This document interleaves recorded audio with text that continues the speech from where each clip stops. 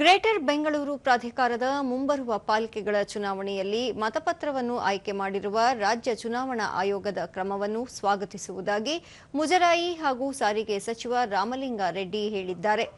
ಚುನಾವಣೆಯಲ್ಲಿ ವಿದ್ಯುನ್ಮಾನ ಮತಯಂತ್ರ ಅಥವಾ ಮತಪತ್ರ ಬಳಕೆ ಮಾಡಲು ಅವಕಾಶ ಇದ್ದಿದ್ದರಿಂದ ಚುನಾವಣಾ ಆಯೋಗ ಮತಪತ್ರವನ್ನು ಆಯ್ಕೆ ಮಾಡಿಕೊಂಡಿದೆ. ಇದು ಒಳ್ಳೆಯ ನಡೆ ಎಂದರು. ಜರ್ಮನಿ, ಫ್ರಾನ್ಸ್ ಸೇರಿದಂತೆ ಜಗತ್ತಿನ ಹಲವು ದೇಶಗಳು ಈಗಲೂ ಕೂಡ ಮತಪತ್ರವನ್ನೇ ಬಳಸುತ್ತಿವೆ.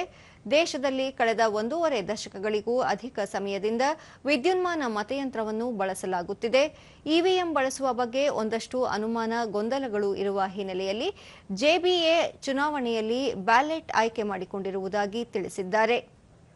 ಅಲ್ಲಿನ ಸುಪ್ರೀಂ ಕೋರ್ಟ್ ಇವಿಎಂ ಬಳಸಬಾರದು ಅಂತ ಆದೇಶ ಕೊಟ್ಟು ಬ್ಯಾನು ಕೂಡ ಮಾಡಿದ್ದಾರೆ. ಸೈನ್ಸ್ ಇಂಪ್ರೂವ್ ಆಗಿದೆ. ಅದರಿಂದ ಏನಾಗಿದೆ, ಇವಿಎಂ ಕೂಡ ಮ್ಯಾನಿಪುಲೇಟ್ ಮಾಡ್ತಾರೆ ಅಂತ ಜನಕ್ಕೆ ಸಂಶಯ ಇದೆ. ಅದರಿಂದ ಬ್ಯಾಲೆಟ್ ಬಳಸಲಿ, ಬ್ಯಾಲೆಟ್ ಬಗ್ಗೆ ಜನಕ್ಕೆ ವಿಶ್ವಾಸ ಇದೆ. ಅದರಿಂದ ಬ್ಯಾಲೆಟ್ ಆಪ್ಷನ್ ಇದ್ದಿದ್ದರಿಂದ ಬ್ಯಾಲೆಟ್ ಆರ್ ಇವಿಎಂ ಅಂತ ನಾವು ಇಲ್ಲಿ ನಮ್ಮ ರಾಜ್ಯದ ಎಲೆಕ್ಷನ್ ಕಮಿಷನ್ ಬ್ಯಾಲೆಟ್ ಆಯ್ಕೆ ಮಾಡ್ತೀವಿ.